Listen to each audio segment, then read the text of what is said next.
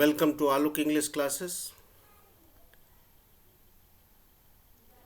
आलोक English classes में सारे विद्यार्थियों को 2023 एग्ज़ाम्स के लिए ढेर सारे शुभकामनाएं। और यहाँ एक्सप्लेनेशन ऑफ लाइंस का हम लोग डे 2 पढ़ने वाले हैं और ये 8 नंबर का क्वेश्चंस इससे आपको सॉल्व हो जाएगा। चलिए लेट्स स्टार्ट द टॉपिक से। यहाँ पे देखते हैं, I celebrate my self and seeing myself and what I assure you। I celebrate myself, मैं स्वयं से खुशियाँ मनाता हूँ। and seeing myself and स्वयं से गीत मनाता हूँ। and what I assure you, और मैं आपको ये क्या आश्वस्त ये मैं यह करता हूँ, मैं जो सोचता हूँ तुम भी सोचो। तो लेखक जो है, ये जो लाइन्स है, I celebrate my self and Singh my self, ये बहुत ही इंपॉर्टेंट लाइन है और कई बार एग्जाम्स में पूछा गया है। मैं स्वयं से खुशियाँ मनाता हूँ और स्वयं से गीत गाता हूँ। अब इसका एक्सप्लेनेशन हम लोग यहाँ पे कर रहे हैं। ये जो लाइन्स है, it has been taken from the poem the song of myself. यह जो कम पंक्तियाँ जो लिया गया है, सॉन्ग ऑफ माई सेल्फ, कविता सॉन्ग ऑफ माई सेल्फ से लिया गया है, जिसे कंपोज किया है वाल्ट व्हिटमैन ने। He was a great metaphysical poet of America। वो अमेरिका के महान आध्यात्मिक कवि थे। मेटाफिजिकल पोइट्स से, जैसे कि हम लोग जो है मेटाफिजिकल पोइट्स में जॉन डॉन्स बहुत बड़े मेटाफिजिकल पोइट्स माने जाते हैं। तो ये अमेरिका के जो है बहुत बड़े आध्यात्मिक मेटाफिजिकल पोइट थे, मेटाफिजिकल पोइट्स थे। थ्रू दिस स्टेंजास, यानी इस स्टेंजास के जरिए, ही टेल्स, वो बताते हैं, द रियलिटी ऑफ लाइफ, जीवन की सच्चाई के बारे में बताते हैं। क्या बोलते हैं लेखक? Life is full of Joy and sorrow.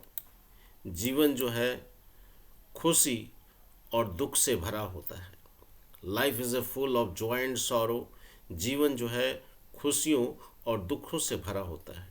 We should enjoy life even in the critical situation. हम लोगों को जीवन में विपरीत परिस्थितियों में भी जीवन में खुश आनंद उठाना चाहिए, जीवन का आनंद उठाना चाहिए। यहाँ तक कि we should celebrate our life with optimistic thoughts. हम लोग जीवन को हम लोगों को अपने जीवन को सेलिब्रेट करना चाहिए एक आशावादी सोच के जरिए। तो यहाँ पे लेखक ये बोल रहे हैं कि ये मैं स्वयं से गीत गाता हूँ, मैं स्वयं से खुशियाँ मनाता हूँ, सेलिब्रेट करता हूँ। What I assume, what I assure, जो मैं आश्वस्त करता हूँ। तो यहाँ पे लेखक यह जो पंक्तियाँ जो लिया गया है, सॉन्ग ऑफ माई सेल्फ से लिया गया है, इसे वाल्ट व्हिटमैन साहब ने कंपोज किया है और ये एक बहुत बड़े अमेरिका के मेटाफिजिकल पोइट थे। और अपने स्टेंजर्स के जरिए वह जो बताते हैं, जीवन की सच्चाई के बारे में बताते हैं। क्या बताते हैं? जीवन जो है पूरी तरह से खुशी और जो गम का से भरा होता है, दुखों से भरा होता है। हम लोगों को, यहाँ तक कि हम लोगों को जीवन के में जो है एक विपरीत परिस्थितियों में भी, क्रिटिकल सिचुएशन में हम लोग को इसका आनंद उठाना चाहिए। हम लोगों को जो खुशियाँ मनाना चाहिए अपने जीवन में आशावादी सोच के जरिए। We should celebrate our life, हम लोग अपने जीवन में खुशियाँ मनाना चाहिए एक आशावादी सोच के जरिए। ठीक है, नेक्स्ट चलते हैं।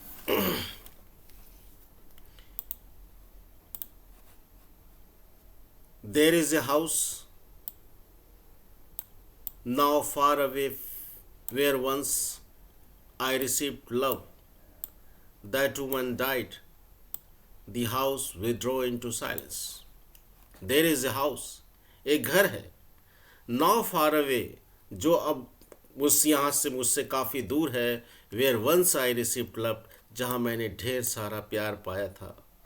That woman died, यहाँ पे that woman का मतलब होता है लेखिका की दादी माँ से है, वो महिला मर गई।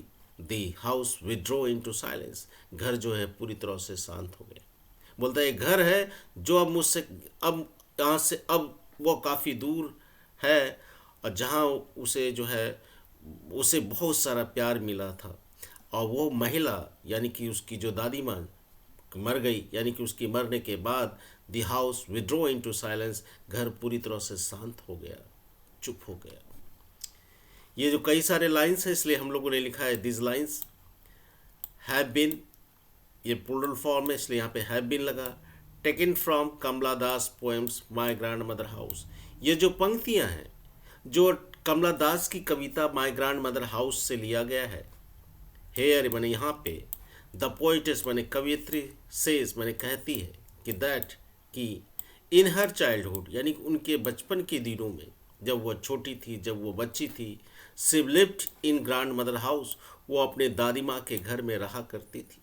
Where she receive too much love, जहाँ उसे बेतासा प्यार मिला था, बेतासा मोहब्बत मिला था। वहाँ किलकारियाँ क्या करती थी, उस आंगन में घुमा करती थी। That house went into silence, लेकिन उनकी दादी माँ के मरने के बाद वो घर बिल्कुल ही शांत हो गया। Due to her grandmother's death, क्योंकि दादी माँ के मरने की वजह से वो घर बिल्कुल ही शांत हो गया। सी कंसिडर्स, वो विचारती है, वो सोचती है, that house is far away, वो घर अब काफ़ी दूर है। नाउ अब because her relations with the house has snapped after her grand mother days, उसका जो संबंध था उस घर से, उस दादी माँ से, यानी दादी माँ के मरने के बाद जो उसका जो संबंध को, मान लो कि the house has snapped after her dead, मानो कि वो घर छीन सा गया है, उसका घर के साथ जो रिश्ता था मानो कि वो किसी ने छीन लिया है। And there is a none to love now, और उसे कोई भी प्यार करने वाला नहीं है। ये जो पंक्तियां हैं ये कमला दास की कविता माय ग्रैंड मदर हाउस से लिया गया है। यहाँ पे कवित्री कहती है कि अपने बचपन के दिनों में वह दादी माँ के घर में रहा करती थी, वहाँ किलकारियाँ क्या करती थी, वहाँ घूमा फिरा करती थी, बहुत इंजॉय करती थी, जहाँ उसे बहुत सारा मोहब्बत प्यार मिला था। लेकिन जैसे ही उसकी दादी माँ की मृत्यु हो गई तो घर बिल्कुल ही शांत हो गया। वह विचारती है, वह सोचती है कि अब जो हाउस है वह उससे काफ़ी दूर है, कारण कि उसका जो रिलेशन, जो संबंध था उस घर से दादी माँ के मरने के बाद बिल्कुल ही ख़त्म हो गया है। And there is none to love, और उसे अब प्यार करने वाला कोई नहीं है। तो ये आपका जो है ये एक्सप्लेनेशंस है। नेक्स्ट एक्सप्लेनेशंस में चलते हैं। If I should die think only of this, that is for England, ये 2009 में 19 में क्वेश्चन पूछा है। That is forever England, there shall be in that rich earth a rich dust कंसिल्ड।